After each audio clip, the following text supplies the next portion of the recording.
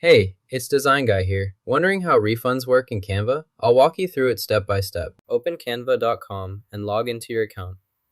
Then, navigate to the lower right corner of the screen to access the next set of tools or options available. Click the question mark icon to open the Help Assistant.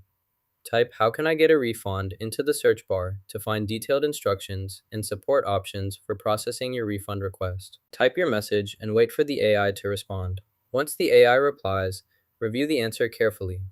You can continue the conversation by entering more queries or requests. Use this interactive process to refine your results and get detailed information. The AI quickly generates responses, making your workflow efficient and smooth. Engage with the AI to explore various topics or solve problems easily. If you have a premium account, the AI will automatically recognize it.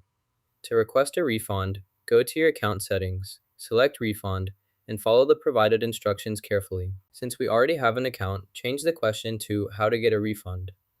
This update refocuses the query, making it easier to find relevant information. Enter the new question into the search bar. The system will then pull up specific instructions and guidelines related to refund requests. This streamlined approach saves time and directs you to the precise support you need. Click Contact Support here when prompted. Then, enter your invoice number as requested.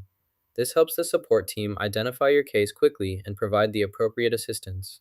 Ensure the invoice number is accurate before submitting the form. Select the transaction and choose the reason for requesting a refund from the available options to proceed with your refund request. Next, describe the issue in the text box. Upload a screenshot of your transaction by clicking the Upload button. Once your screenshot is attached, click the Submit button to send your report. This helps us review and resolve your issue quickly and accurately. That's how you request and receive a refund in the app. You just learned how to request a refund in Canva.